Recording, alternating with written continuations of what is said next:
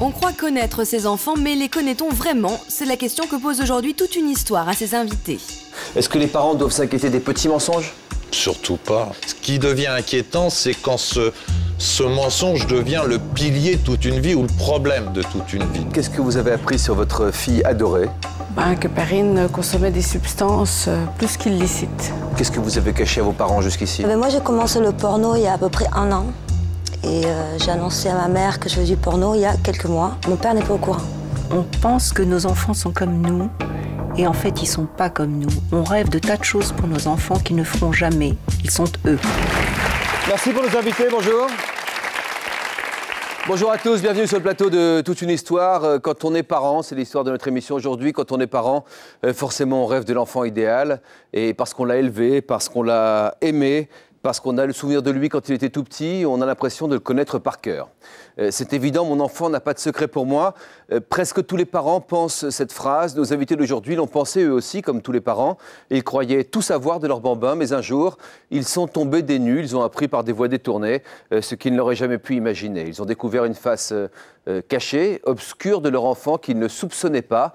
Savons-nous vraiment tout de nos enfants? C'est la question que nous posons aujourd'hui à des parents, mais aussi à des enfants qui ont accepté de venir ici et qui n'ont pas peut-être dit tout à fait encore la vérité. Je demande d'accueillir chaleureusement ceux qui ont beaucoup de courage, qui sont nos invités aujourd'hui.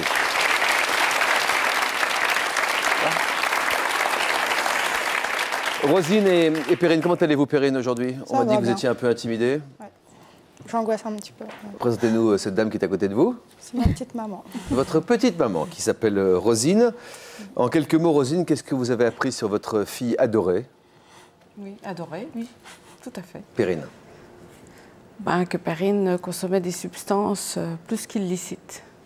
Plus qu'illicite? Ah oui, à mes yeux, oui. Parce que déjà illicite, c'est beaucoup? Oui, mais plus. C'est-à-dire? Très dangereuse et qui dépasse l'entendement de parents. Enfin, qui a dépassé mon entendement à moi, en tout cas. Une drogue dure, comme on dit? Oui, non, mais c'est ça, quand je dis plus qu'illicite, c'est les drogues dures, oui. Vous l'avez appris il y a combien de temps? Il y a à peu près 2 ans et demi, 3 ans environ. Comment l'a-t-elle appris? Mal. Non mais comment l'a-t-elle, pas pris, mais appris? Ah, après, je leur ai dit.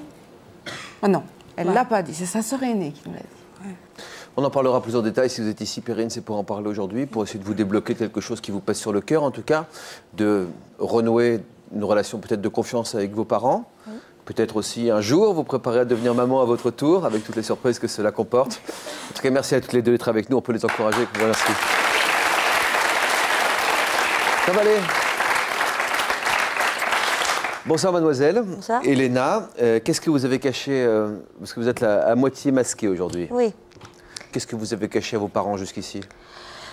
Moi, j'ai commencé le porno il y a à peu près 1 an. Et j'ai annoncé à ma mère que je faisais du porno il y a quelques mois. À peu près 4-5 mois, et mon père n'est pas au courant. Vous avez quel âge? 27 ans. Je porte également Sonia, qui est notre invitée. Quel aspect de votre vie, Sonia, vous avez caché à vos parents pendant presque 10 ans? Oui, c'est ça, en fait. Mes Entre parents, quel âge et quel âge?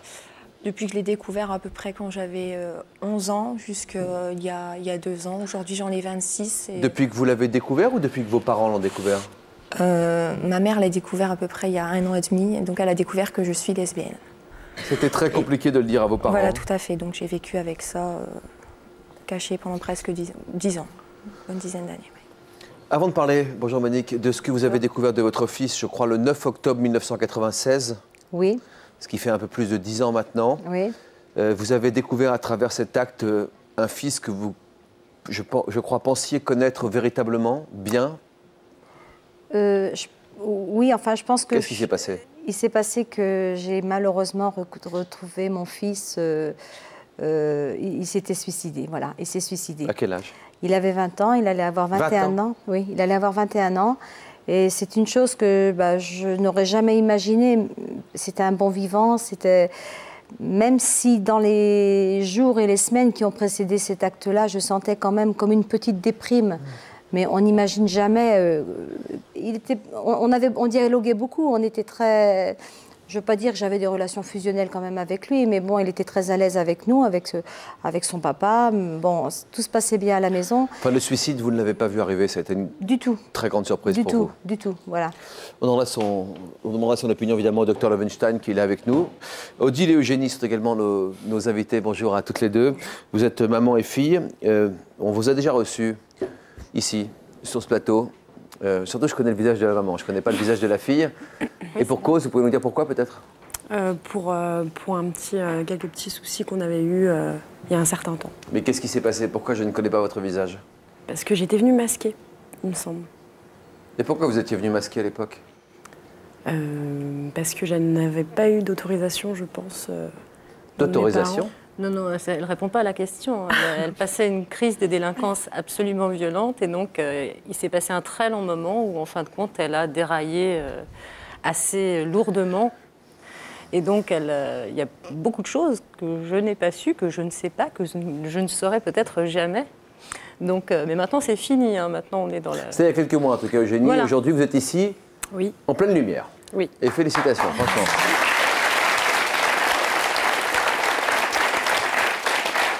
Avant d'en arriver aux gros mensonges qui étaient des petits et qui deviennent des gros mensonges par le temps, il y a tous ce petit mensonge qu'on appelle innocent en famille, généralement, qui ont l'air de rien, mais qui peuvent pourtant en dire long. Des petits ou grands mensonges, comment on en vient là ? C'est l'enquête de la rédaction.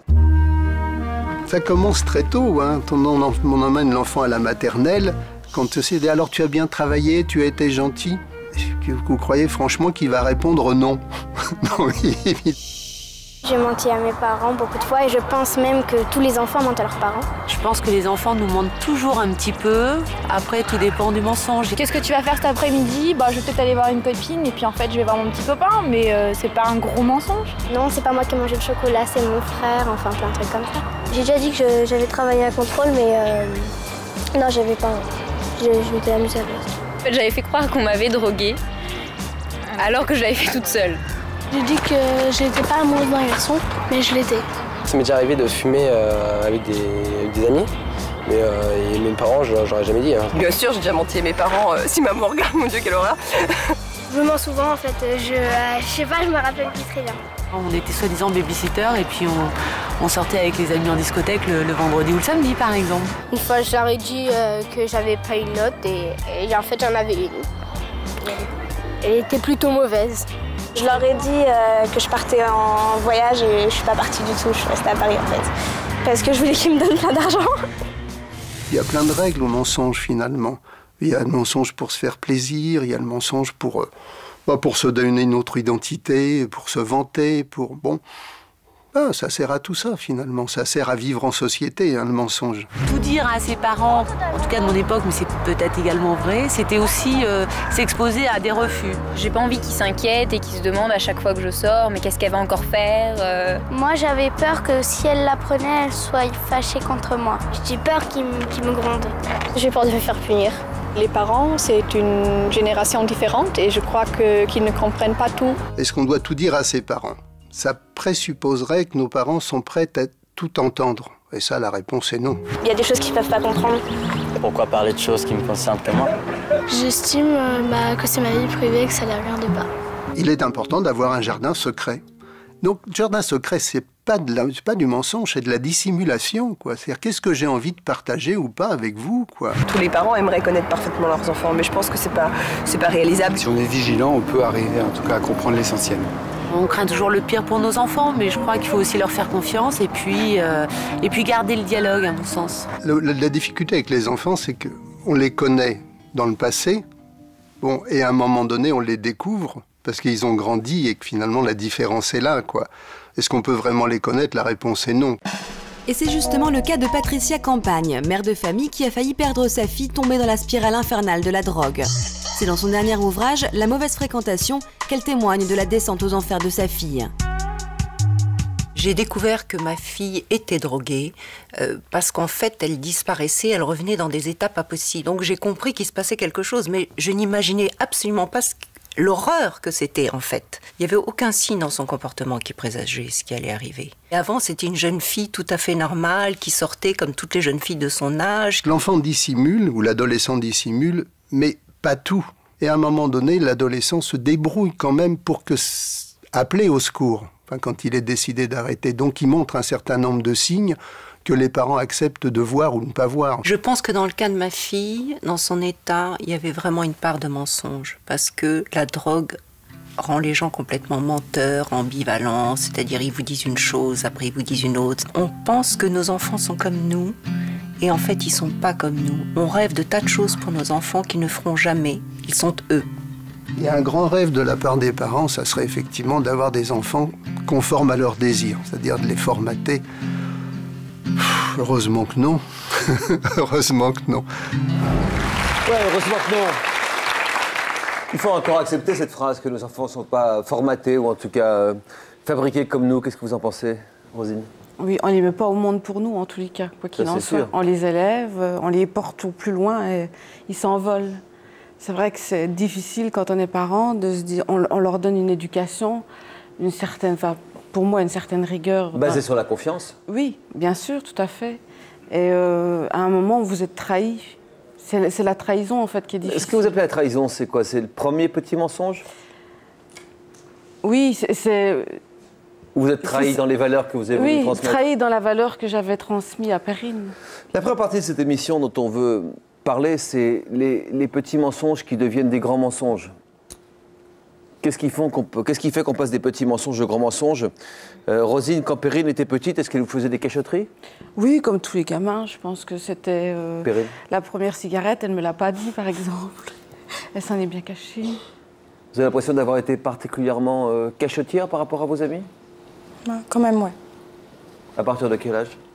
Bon, je sais pas, je pense quand je suis entrée au collège. Vous avez fait beaucoup de cachotteries à vos parents avant de cacher la grande vérité? Non, quasiment jamais. C'était des petits mensonges quand on me demandait qui j'avais au téléphone. Je disais que c'était des amis, pas forcément que c'était ma petite copine ou ce genre de choses. Mais avant de parler d'homosexualité? Étant plus jeune, non. Non, j'étais un petit peu la troisième d'une famille, donc j'étais un petit peu tranquille. Docteur Loewenstein est de retour parmi nous. Docteur, est-ce que les parents doivent s'inquiéter des petits mensonges? Surtout pas. Surtout pas, ça va être un début de construction. Le petit mensonge, il est une petite économie. C'est plutôt du domaine de la discrétion et de l'arrangement avec soi-même que de la trahison. Je crois que tout le monde est d'accord pour dire attention, la transparence absolue, c'est se retrouver tout nu face à la vie. Ça veut pas dire que le petit mensonge amène le gros mensonge, forcément. Absolument pas. Il y a une différence, on va dire, entre le petit mensonge et le travestissement absolu, comme il y a une différence entre discret et secret. Et ce qui est difficile, me semble-t-il, à respecter pour les parents, c'est cette discrétion, et puis après, laisser la place, peut-être pour des secrets, mais à l'adolescence. Mais au moins qu'il y ait un tout petit peu de discrétion, qu'on ne soit pas simplement à envahir les enfants en permanence. Certains ont du mal à parler. Est-ce qu'on peut respecter cette difficulté de parole et pas forcément vouloir mettre nos mots sur l'absence des mots pour qu'ils puissent les construire eux-mêmes ou elles-mêmes? Ma question, c'était est-ce que qui vole un œuf vole un bœuf, quoi? Je veux dire, est-ce que qui cache une toute petite chose va cacher forcément une grosse chose? Non, absolument pas. Et vous, en tant que spécialiste des addictions, j'ai connu ça comme, vous voyez, pour le cannabis, qui fume un joint va finir avec la seringue dans le bras, etc. Ce sont des choses qu'on sait absolument fausses. Et pareil, on a tous ici des petits mensonges, des moyens mensonges, et encore une fois, ce sont des petits arrangements. Ce qui devient inquiétant, c'est quand ce mensonge devient le pilier de toute une vie ou le problème de toute une vie, devient vraiment le secret dans le placard, dans le tiroir. Et ça, à mon avis, ceux-là, on n'en parle vraiment jamais, ou parfois ils émergent à la deuxième ou à la troisième génération. Que ça soit, par exemple, l'enfant dont le papa n'est pas le papa nominal. C'est assez fréquent. L'inceste dans les familles, chose très grave, les abus sexuels qui petit à petit émergent, dont on connaît la fréquence, notamment comme facteur de vulnérabilité pour les addictions. Là, j'ai envie de dire, sont des épais secrets, sont des gros secrets. William, je vous laisse réagir à chacune de nos histoires, point par point, parce que je pense que c'est important parce que chacun va vouloir se faire une idée, chaque parent, chaque enfant va vouloir... ça va, Perrine? Oui, ça va. Se faire une idée par rapport à ce qui est dit. Pourquoi, à votre avis, vous n'arriviez pas à discuter à vos parents de votre problème d'addiction? Est-ce que ça a commencé par un joint, avant de passer à autre chose? Oui, j'ai fumé des joints, mais c'est pas forcément à cause de ça que je suis tombée dans les autres drogues. Est-ce que vous aviez des difficultés à en parler dès le début? Oui. Pourquoi? Parce que c'était difficile. J'ai toujours été renfermée sur moi. Je sais pas. C'est une question de caractère, vous pensez? Oui. Elle est comme son papa. Elle ne parle pas beaucoup. Et votre fille aînée comme vous? Elle est comme moi. Oui, oui. Voilà. Non, mais c'est vrai que le papa est très... On se pose la question de savoir comment on passe du petit mensonge au gros mensonge, Monique. Est-ce qu'Olivier était un enfant secret? Non, enfin... non, enfin... Oh, il se débrouillait bien. Quand il ne voulait pas qu'on sache s'il faisait des bêtises, il se débrouillait bien pour qu'on ne sache pas. Mais autrement, je ne peux pas dire que c'était un enfant secret, un enfant très réservé. Avec moi, il était très, très ouvert. Quand quelque chose n'allait pas, s'il avait fait une petite bêtise, quelquefois il venait me voir et puis si je pouvais essayer d'atténuer un petit peu, quoi. Enfin, il avait une grande confiance en moi, quoi. Qu'est-ce que vous avez découvert de lui les jours qui ont précédé son suicide? Eh ben, j'ai découvert que, d'abord déjà, j'ai pas réalisé du tout que c'était lui quand je l'ai trouvé. J'ai pas réalisé. D'ailleurs, ma première pensée n'a même pas été pour lui. Elle a été pour sa petite sœur de 7 ans, et de me dire, mais pourvu qu'elle ne le voit pas, quoi. Et je pouvais même pas dire à ce moment-là, je pouvais même pas dire si j'étais en souffrance en quoi. J'ai pas réalisé que ça pouvait être lui. Déjà, c'est important ce que vous dites, hein. Oui, mais est-ce que vous l'avez senti perturbé avant qu'il passe à l'acte? Oui, je sentais que de toute façon, il y avait quelque chose qui n'allait pas, il y avait quelque chose... il a essayé probablement, parce que quand on retourne le film à l'envers, on se rend compte maintenant qu'il a essayé certainement de me lancer des perches. Mais bon, c'est toujours facile avec du recul de savoir, enfin de se rendre compte de certaines choses. Mais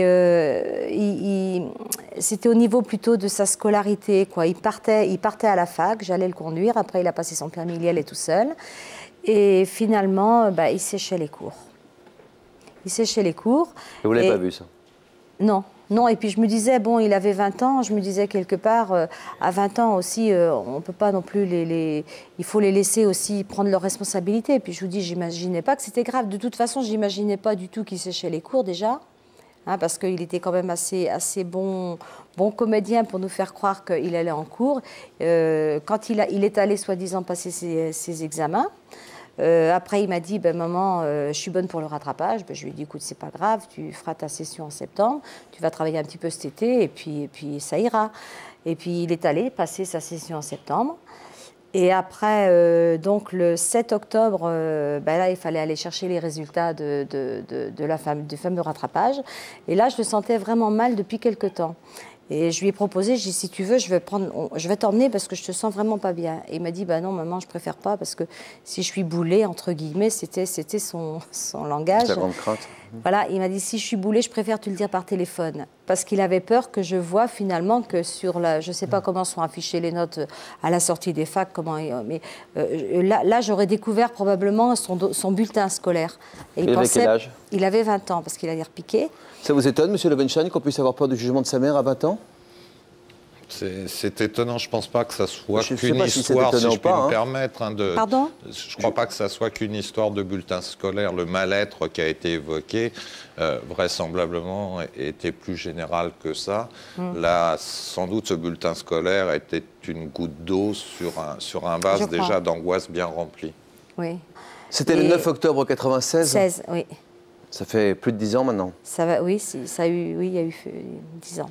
Vous êtes tombés des nues, tout s'est passé dans votre maison en plus? Oui, et en l'espace d'un quart d'heure, c'est-à-dire qu'un quart d'heure auparavant, on était ensemble, on a pris notre petit déjeuner ensemble, et je suis montée dans sa chambre, il y avait le radiocassette qui marchait et tout. Et là, je suis allée voir quand même dans l'armoire, dans l'armoire à chaussures pour me dire, mais je trouvais déjà ça bizarre de l'appeler qu'il ne me réponde pas. Et dans l'armoire à chaussures, finalement, j'ai vu qu'il était en chaussons, alors je me suis dit, il n'est pas loin puisqu'il est en chaussons. Et je suis allée dans le garage pour voir s'il avait pris un vélo. Et malheureusement, dans le garage, mais je ne l'ai pas vu tout de suite, hein. J'ai fait le tour du garage et puis tout d'un coup, il était là. On se rend compte de ce qu'une maman peut ressentir dans ces cas-là. Enfin, on se rend compte, on essaie de se rendre compte. On ne ressent rien. On ressent rien? Tellement c'est tellement. Je vous regarder ce reportage, d'en parler ensuite parce que c'est tellement. Oui, c'est tellement énorme. C'est sans limite. C'est inexplicable les sensations. Enfin, dans mon cas à moi. Hein. Reportage. Je comprends pas pourquoi tu es là, pourquoi tu n'es pas à la maison, pourquoi tu n'es pas avec moi. Normalement, tu devrais être avec nous, on avait besoin de toi et Mes suppositions restent que des suppositions, mais rien ne vaut le prix d'une vie. Et je te demande pardon de ne pas avoir compris, de ne pas avoir pu lire tout ça. Je suis ta maman et c'est pas normal qu'une maman enterre son fils. 10 ans après encore, je ne comprends pas pourquoi, avec l'amour qu'il avait et je pense la confiance qu'il avait pour nous, il n'a pas réussi à nous dire ce qui n'allait pas. Une petite phrase, un petit mot qui aurait pu changer le cours des choses, je trouve que vraiment ça ne vaut pas le prix d'une vie. Je t'aime, tu sais. Je t'aime et tu es toujours là, mon bonhomme.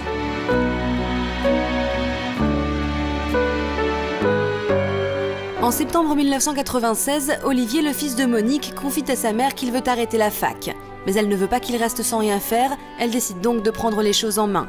Je suis allée dans mon bureau, j'ai fait le numéro de la fac de Rennes et là, la porte s'est ouverte, s'est entrouverte. J'ai vu son visage dans l'entrebâillement de la porte et il a eu un visage mais perdu. C'est un visage qui m'a vraiment mise très très mal à l'aise. Je me suis vraiment sentie très mal en le regardant, mais sans savoir pourquoi. Après, avec du recul, je me dis que déjà il était parti, quoi. Et malheureusement, je l'ai retrouvé un quart d'heure après. Je l'ai retrouvé, il était allé dans le garage et il avait mis fin à ses jours.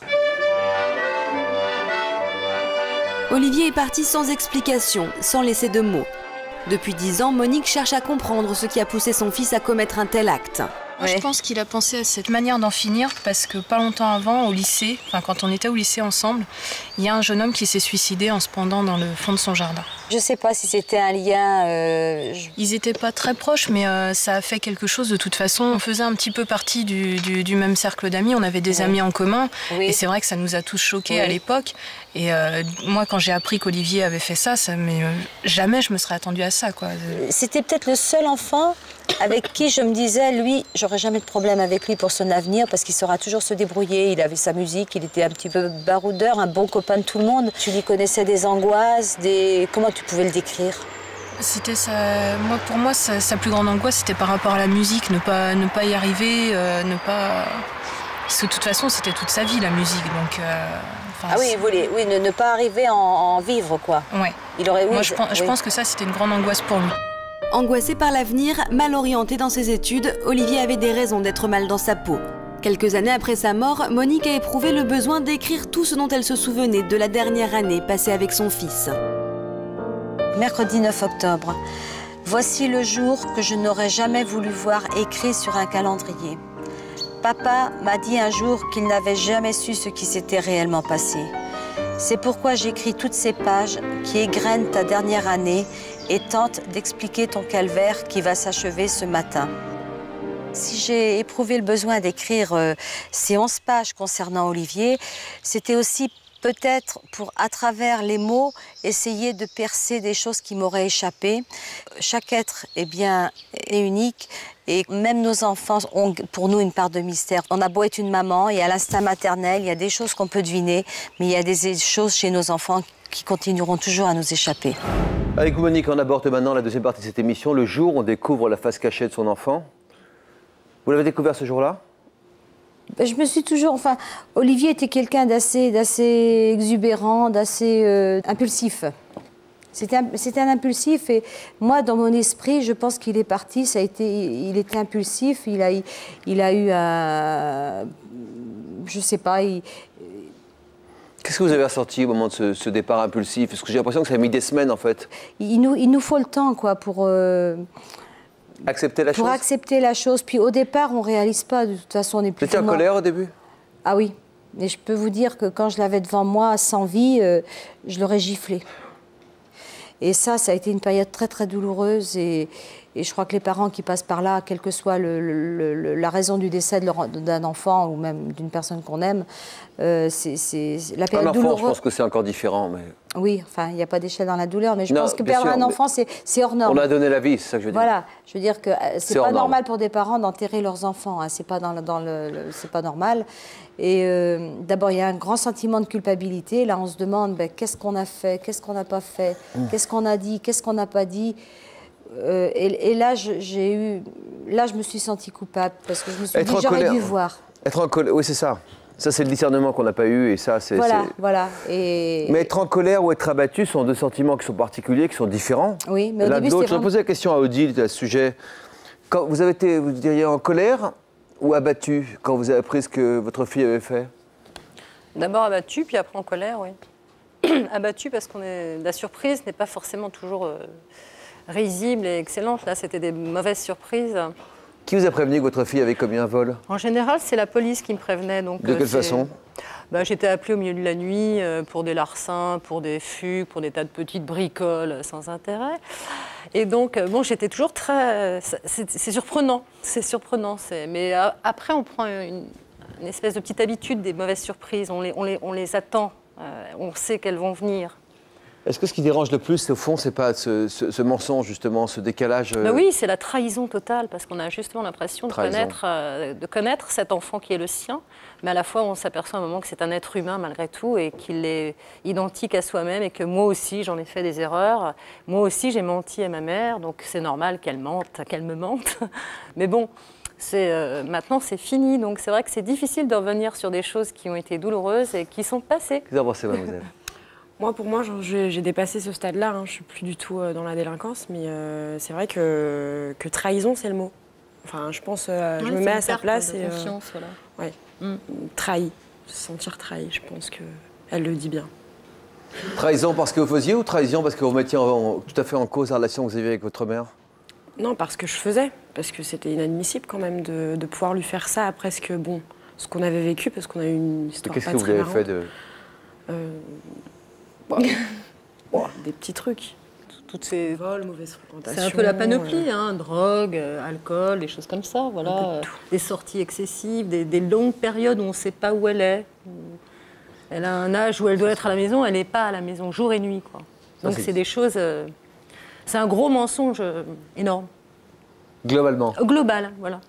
Qui vous a appris la vérité sur ce que faisait votre fille? Sa sœur. La première fois? Sa sœur.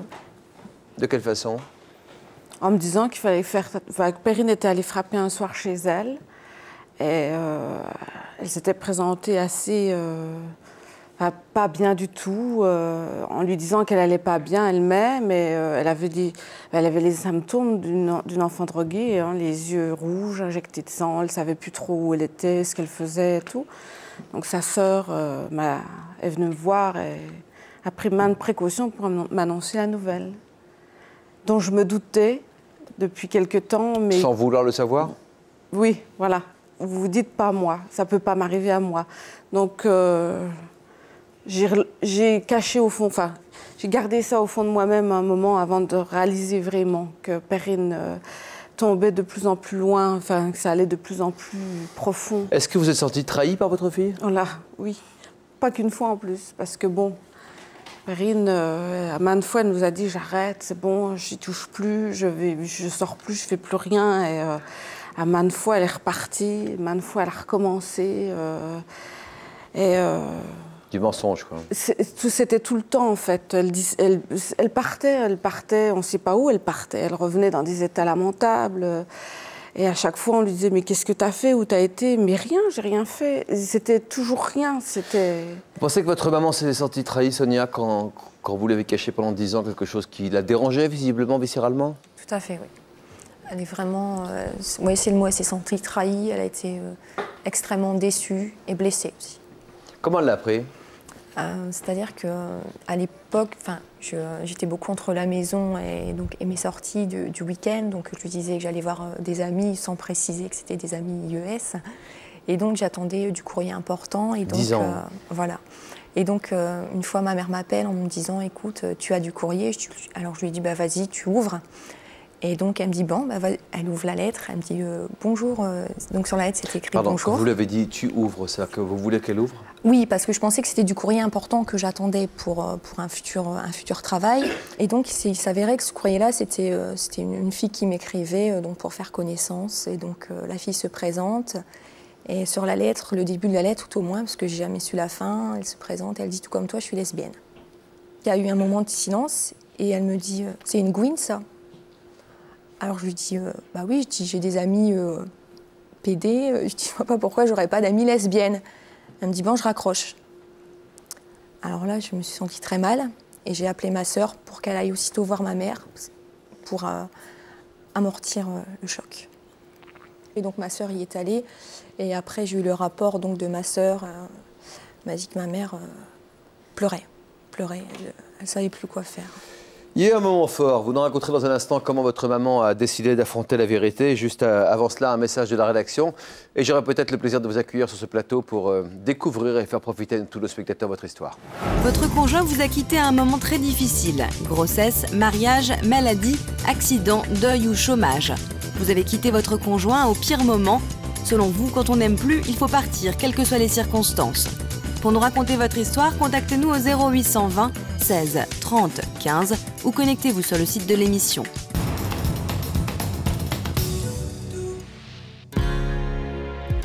Prochainement, toute une histoire donnera la parole aux mamans qui ont une relation fusionnelle avec leurs enfants. Evelyne a toujours couvé son fils, Romain. À 22 ans, il supporte de moins en moins cette attention de tous les instants. Elle est toujours sur mon dos, toujours en train de m'appeler, toujours de me poser des questions, savoir où je suis, qu'est-ce que je fais, quand je rentre. C'est un peu pesant. On dirait que j'ai encore 14 ans, c'est pas parce que je suis pas avec toi, que je t'aime pas ou que... J'arrive pas à me détacher de toi. Et dis-toi bien que j'en suis malheureuse d'agir comme ça. Pour Martine et Vanity, au contraire, toute occasion est prétexte pour se retrouver. Elles ne conçoivent pas la vie l'une sans l'autre et forment véritablement un petit couple. On a honte par rapport aux autres, aux gens qui nous entourent. Alors on se planque, on se cache un peu en fait. On se demande si vraiment notre relation est normale. Dans ma vie sentimentale, c'est clair dès le début. J'ai une relation fusionnelle avec ma maman, donc il faut me prendre comme je suis et avec en plus une maman, quoi.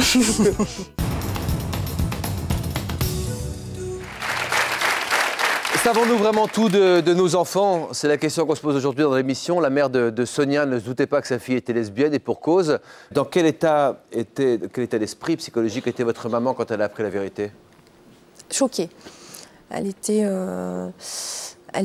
pleurait. Ma sœur m'a dit que ma mère pleurait tous les soirs. Elle était extrêmement déçue. Entre le coup de fil et le moment où vous l'avez revue pour de vrai, il s'est passé combien de temps? Il a dû se passer même pas une semaine, je vais dire. 4 jours. Et donc, quand je suis rentrée à la maison, elle m'a regardée comme ça, un regard très, très dédaigneux, en disant « tu me dégoûtes », des mots très, très durs. Pour moi, j'étais la dernière, la petite fille sage. Elle m'a dit « je t'avais élevée comme un dieu ». Et elle dit « maintenant, t'es plus bactère ». Elle dit « jusqu'à 15 minutes avant de mourir sur mon lit de mort, jamais j'accepterai ». Elle a coupé les ponts avec vous pendant combien de temps? Je vais dire, il a fallu à peu près... c'est pas vraiment couper les ponts, on était quand même un petit peu en contact. Séparation. On va dire à peu près 6 mois. Parce que c'est moi qui ai décidé de partir. Parce que quand elle m'a dit ça, je dis, écoute, si tu me regardes tout le temps comme ça, je dis, c'est pas la peine. Elle me dit, tu choisis, c'était Gwyn ou moi. Je dis, ben écoute, le calcul, il est vite fait. Et je suis partie vivre chez ma sœur. Comment réagir à ça? Vous en pensez quoi? Ça doit être assez difficile à vivre quand même. Je peux difficilement l'imaginer. Tout à fait, mais je m'y attendais, donc je savais très bien quelle allait être sa réaction. C'est un moment difficile mais nécessaire, visiblement. Voilà, oui. Mais c'est vrai que ça fait mal. Quand vous l'avez dit à votre mère, vous sentiez une réaction comme celle-là? Alors, c'est pas moi qui l'ai dit à ma mère. En fait, je voulais lui en parler. Et donc, j'ai plusieurs sœurs qui sont au courant, dont on est très très proches. Et on parle beaucoup entre nous. Dans un premier temps, j'ai dit à ma sœur que je voulais lui dire. Et ma sœur me dit, oui, bon, dis-moi si tu veux, je peux me charger déjà de lui dire avant qu'elle vienne te voir. Parce que si, admettons, vous avez un petit peu le même caractère, si, admettons, elle le prend un petit peu mal, ça risque de monter en flèche. Elle me dit, laisse-moi d'abord lui parler, parce qu'elle a beaucoup plus de tact que moi, ma sœur. Je dis, bon, ben, d'accord. Et en fait, elle lui a dit dans le train, quand ma mère venait me voir. Et bon, ma mère, dans un premier temps, ça a été, bon, attends, je raccroche là parce que je suis choquée. Et après, bon, ça a été. En fait, quand elle est arrivée, quand j'étais la chercher, elle avait un petit sourire en coin. Et, elle m'a dit, bon, écoute, je veux pas qu'on en parle. Moi, de toute façon, on va manger toutes les deux ce soir. Moi, je veux d'abord te dire vraiment ce qu'il en est. Et voilà, et après, on met ça de côté. Après, comment elle a pris, moi, comme elle m'a dit, tu aurais été beaucoup plus jeune, je l'aurais pris différemment. Et elle me dit, de toute façon, j'ai confiance en moi. En fait, elle a accepté de par mon âge. Confiance, ça veut dire quoi? Qu'elle sait que je ne ferai pas n'importe quoi. C'est-à-dire? Je ne sais pas, les pièges peut-être de ce qu'il peut avoir autour, consommation de drogue plus facilement aussi, vu qu'il y a plus d'argent qui rentre. Enfin, tout ce côté-là, un peu, je ne vais pas dire paillette, mais bon, qui peut tourner éventuellement autour du porno, qui ne l'est pas forcément, quoi. Encore une fois, ça dépend. Qui pourrait vous éblouir et...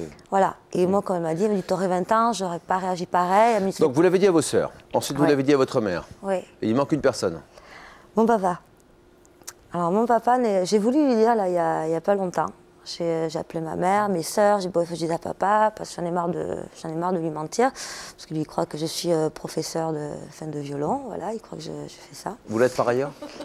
Oui, je l'ai été, oui. Ah oui, je l'ai été, oui, bien sûr. Moi, je suis professeur de violon classique, oui, bien sûr. Ah oui. Moi, comme je dis, ça fait même pas 1 an que je suis dans le porno. J'ai une vie avant, j'ai jamais été avant, quoi. Et oui, donc il croit, lui, que j'ai continué ça. Et qu'est-ce qui vous gêne de le dire à votre père aujourd'hui? En fait, j'ai peur qu'il s'inquiète justement de ce qu'il peut avoir autour. Autant ma mère, bon... Autour? De ce qu'il y a dans le porno, en fait. J'ai peur qu'il s'inquiète. C'est pas le fait... Il va pas me juger, il va pas me cracher au visage, me fermer la porte au nez. Pas du tout. Il peut par exemple s'imaginer, je sais pas, que je suis tombée entre les griffes de mauvaises personnes qui m'ont droguée, qui m'ont forcé à faire ça. Voilà, il peut se faire des films. Et comme d'un côté, il peut très bien réagir. Ah bon... Peur qu'il s'inquiète? Voilà, mais c'est ça. Mais pour un papa, c'est différent, pour un papa. Oui, mais quelque part, il faut se dire aussi, que me disait je ne sais plus qui, les enfants, on ne les fait pas pour soi. On essaye de leur mettre tous les atouts en main pour réussir. Mais il faut bien se dire qu'à partir d'un certain âge, il faut eux qui se prennent en charge et qu'il faut respecter aussi leurs choix, C'est-à-dire qu'il faut réussir à ne pas les culpabiliser eux sans se déculpabiliser soi. Et se dire que la vérité est forcément au milieu, ce qu'on appelle la liberté. Je pose la question à Odile. Est-ce que vous avez l'impression que votre fille est devenue une autre? Non, au fur et à mesure qu'elle s'éloignait de vous? Non, elle est redevenue ce qu'elle était. C'est-à-dire que je l'ai très bien connue, puisque c'était ma fille. Je ne l'ai plus connue pendant un certain temps où elle était ailleurs. Je n'avais pas le contrôle, donc elle était ailleurs. Et après, maintenant, elle est redevenue ce qu'elle était. Mais au moment où vous avez perdu le contrôle, est-ce que vous avez l'impression qu'elle devenait quelqu'un d'autre? Oui. Oui, j'ai côtoyé les médecins, parce que je me disais, elle a certainement quelque chose un léger soupçon de schizophrénie ou de quelque chose comme ça, puisque je ne savais plus où taper, quoi. C'est extrême, quand même. Je ne pensais pas qu'elle pensait ça au moment. Oui, parce que je me disais, il fallait bien que je trouve une explication à cette attitude. Donc, comme ça ne pouvait pas venir ni de moi, ni de son entourage, ça venait, peut-être, était-elle malade, en fait. Mais bon, non. Étiez-vous malade? Pas du tout. Qu'étiez-vous? À ce moment-là, je devrais dire que je ne le savais pas trop. Un peu perdu? Perdu. Ça peut arriver, monsieur Loewenstein? Oui, à la qu'on se perde? D'une identité, je pense à une patiente et amie qui me racontait qu'un des bénéfices lorsqu'elle était arrêtée, c'était l'interrogatoire du policier, éventuellement la photographie qui était faite d'elle, parce que là, elle était une star. Là, enfin, on la reconnaissait. Elle a écrit un livre qui s'appelle « Même pas morte » parce qu'elle est passée vraiment par des choses difficiles, Sybille Claudel. Et Sybille, elle raconte ça merveilleusement bien. C'est-à-dire que le policier qui l'interroge, c'est quasiment son metteur en scène ou son réalisateur. Et la photo, c'est celle qui va être dans les journaux le lendemain. Donc, est-ce qu'il n'y avait pas une identité plus magique, plus palpitante que d'être simplement la fille de sa maman? Mais visiblement, vous êtes heureuse aujourd'hui d'avoir retrouvé l'identité que vous aviez dans les yeux de votre maman, celle avec laquelle vous étiez à l'aise quand vous étiez petite? Oui. Je me trompe? Ça me convient. Mais ça vous plaît? Et maman, il y a quelque chose d'extraordinaire depuis le début. Je vous ai en face de moi. J'ai vu la difficulté de parole de Perrine, mais vous êtes tenues la main toutes les deux depuis le début de l'émission. Donc il faut que le toucher fonctionne pour pas qu'il y ait angoisse à défaut de la parole. Non, c'est pas pour pas qu'il y ait angoisse. Sans faire de consultation, mais c'est impressionnant. Je suis très tactile, j'aime bien toucher. Vous n'êtes pas obligé de dire non à chaque fois qu'on fait une remarque. Non, mais c'est aussi pour rassurer Perrine, parce que Perrine a besoin d'être rassurée. Et si la main n'est pas là et si vous n'êtes pas là, comment elle fait? Elle vit sans moi, Perrine.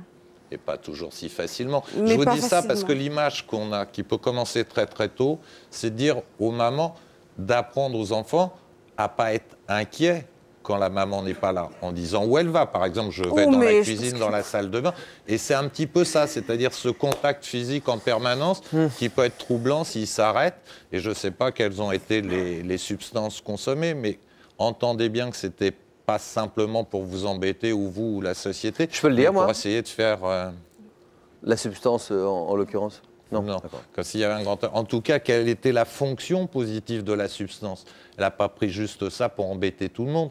C'est qu'il y avait quelque chose qui pouvait la rassurer, qui pouvait être une main de substitution. Oui, je suis tout à fait d'accord avec vous. Entendez juste que d'être une main de substitution. Oui. Non, mais je l'entends, vous inquiétez pas. Le problème, c'est que Perrine, on ne sait pas parler, on ne sait pas toucher.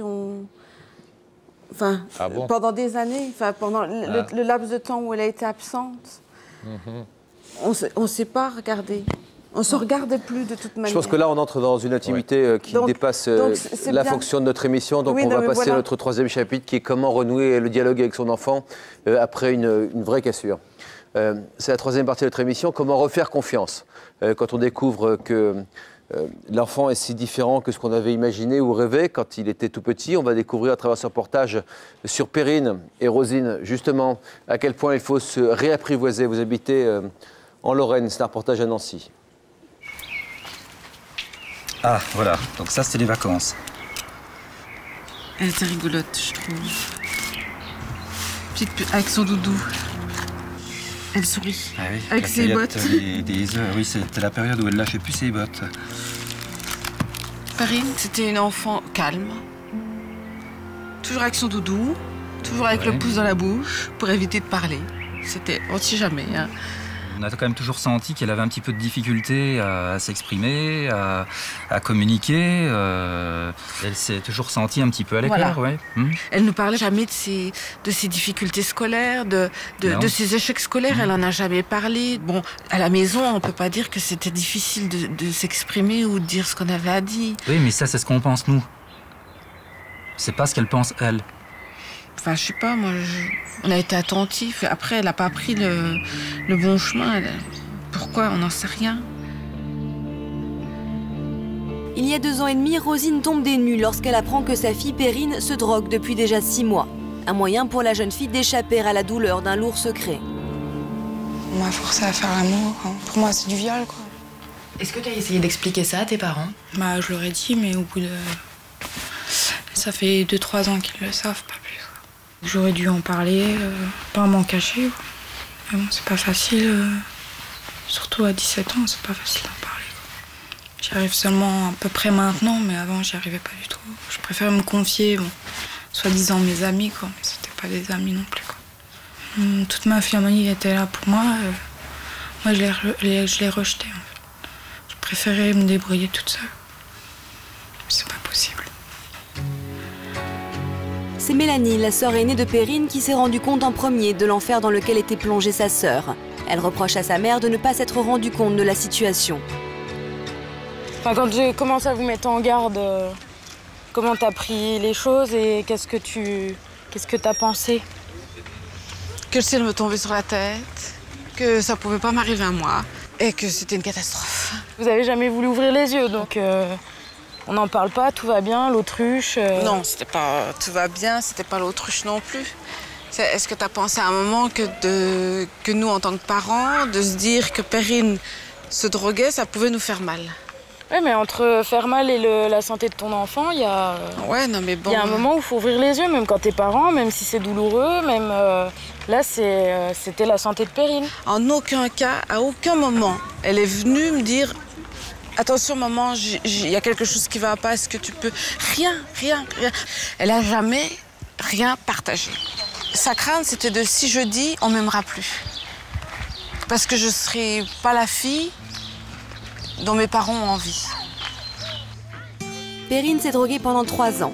Après avoir fait une cure de désintoxication en novembre dernier, elle est aujourd'hui en voie de guérison. Elle reste malgré tout encore un mystère pour Rosine. La mère et la fille doivent maintenant apprendre à se connaître.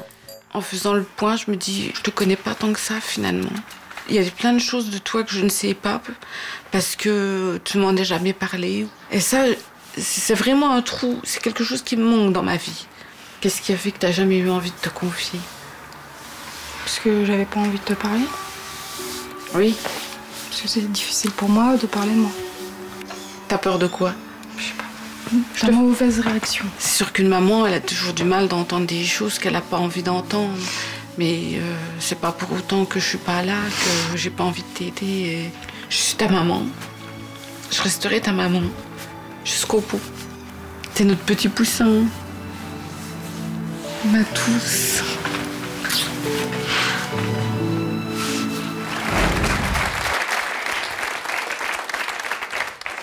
Vous avez une réaction par rapport à ce reportage? Oui, c'est beau.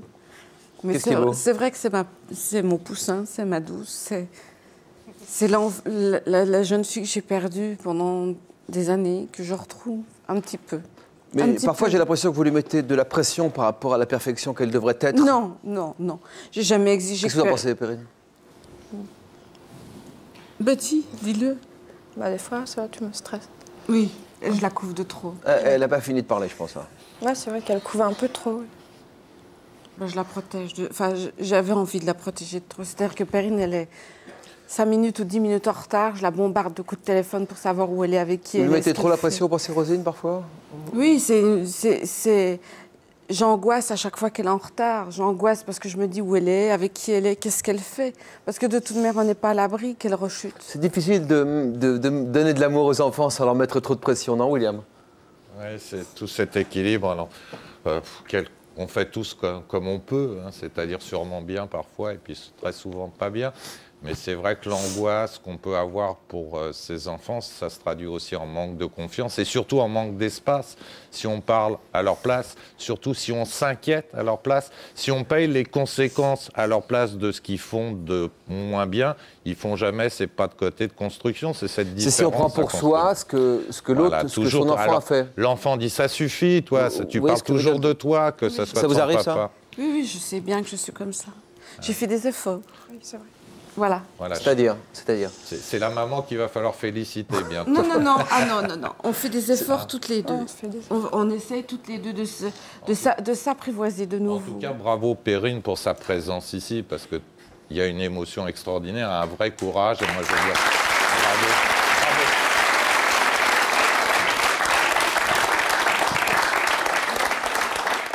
Je voudrais vous donner la parole, Patrice. Qu'est-ce que vous pensez de tout ça? Bah, quoi dire de tout ça? Dites votre rôle dans la famille. Il y a énormément à dire. Le sentiment qui domine, c'est que le rôle de parent est très très difficile, que le mode d'emploi n'existe pas, que chacun fait à sa façon.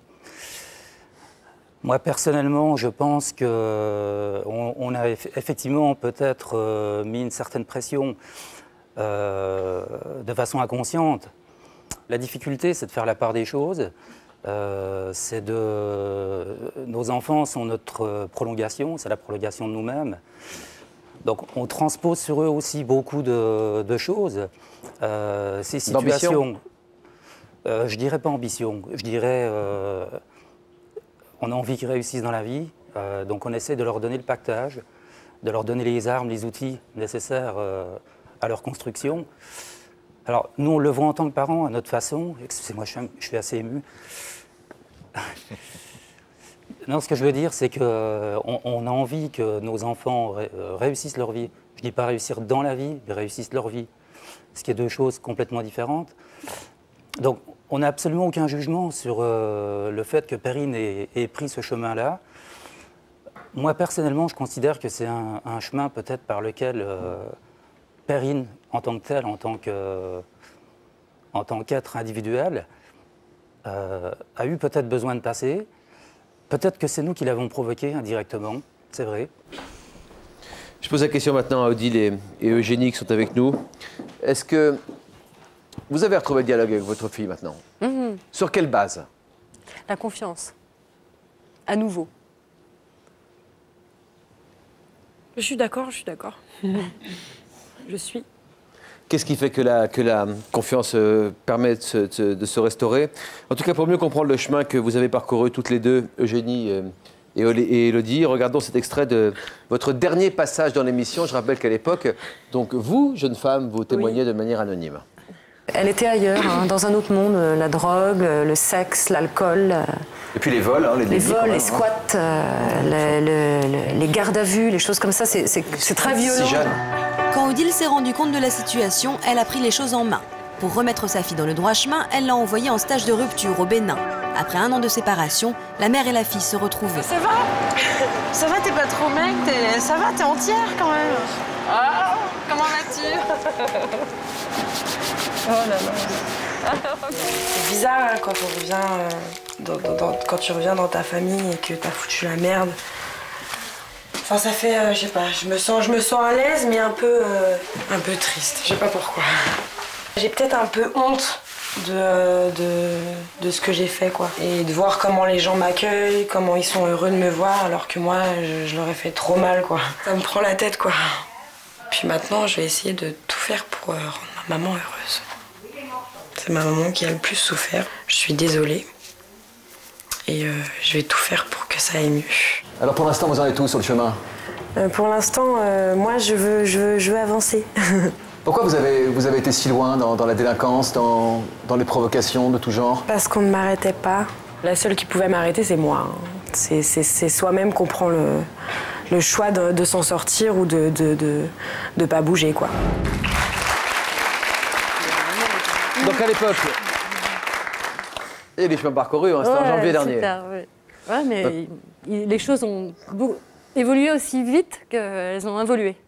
Involué, c'est joli comme invention. Ça va aussi vite qu'avant. À l'époque, on voyait donc soit en silhouette, soit juste une partie de votre visage, les yeux en l'occurrence. Et vous voir en pleine lumière comme ça vous fait quoi à vous? Moi, je me vois pas hein, pour l'instant, mais... vous ressentir je me sens un petit peu mieux quand même. De la manière dont les gens me regardent, peut-être. Je me sens mieux maintenant. Plus en vérité avec ce que vous êtes profondément ou quelque chose comme ça? Non, maintenant que j'ai évolué, maintenant que je suis, on va dire que j'ai passé le stade de délinquance, j'ai l'impression que je sers à quelque chose. Je reviens du Bénin, donc d'un monde complètement différent. Donc voilà. Odile, ça vous fait quoi de voir votre fille dire ça aujourd'hui? C'était long. C'était long, mais... Pourtant, elle est jeune. Hein. Oui, mais elle était précoce. Elle a commencé à 9-10 ans. Donc ça fait long. Regardez votre expérience, qu'est-ce que vous avez envie de dire aux autres mamans qui sont là, aux autres jeunes gens? C'est de l'amour, quoi. À partir du moment où il y a ça va, c'est bon, ça tient. Même si, il y a des désagréments, c'est la vie, c'est comme ça. Mais c'est un être humain, c'est le sien, quoi. Il nous appartient quelque part un petit peu, c'est à nous. Vous dites tout aujourd'hui, le dialogue est vraiment renoué? Oui, complètement. Ah, complètement. Complètement. J'ai l'impression que c'était à fleur de peau, non? Un petit peu. Ça ne demandait qu'à ressortir? Non, mais je veux dire que la vérité ne demandait qu'à ressortir. Mais elle était perdue, vous l'avez dit tout à l'heure, elle était perdue. Et moi, je conçois tout à fait qu'on puisse se perdre à tout âge. Hein. Qu'est-ce qui vous manque pour dire la vérité à votre père aujourd'hui?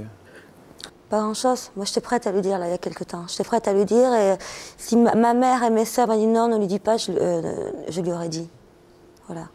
Moi, Voilà. Mais en même temps, j'ai pourquoi lui donner de l'inquiétude alors que ça se trouve, dans 2 ans, je vais arrêter ça. Il le saura un jour.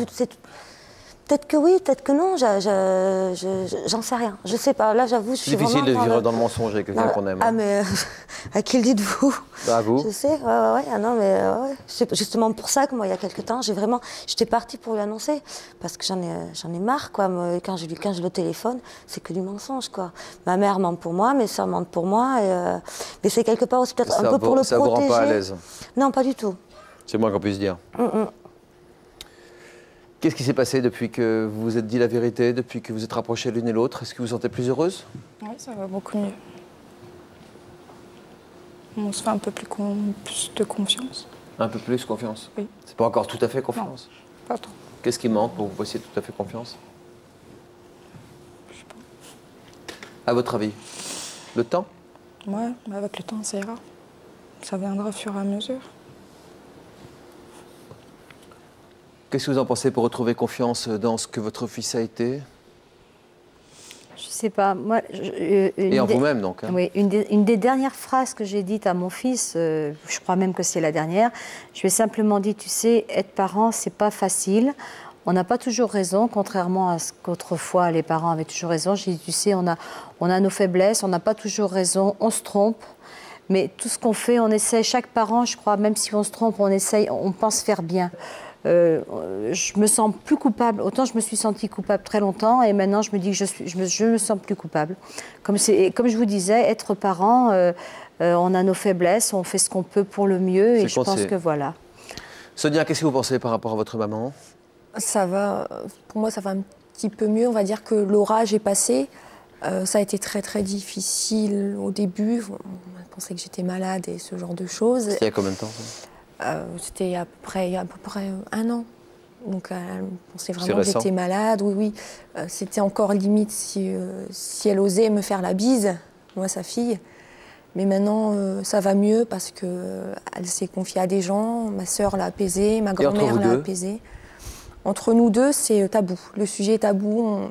Ça va très bien. Elle m'invite à manger à la maison, mais il ne faut pas aborder le sujet. Elle veut bien venir chez moi. Qu'est-ce que vous aimeriez que ce ne soit plus tabou? Tout à fait. Moi, j'aimerais que quand elle vient chez moi, il y ait ma copine, que ça se passe bien, que ma copine vienne à la maison. Voilà, tout à fait. Mais ce n'est pas le cas. Un conseil, Eugénie? Je pense que c'est dans le bon sens, là. Ça commence à aller mieux, là. Donc, normalement, au début, on a du mal et après, c'est y part, quoi. C'est parti. Merci d'avoir été avec nous. À bientôt.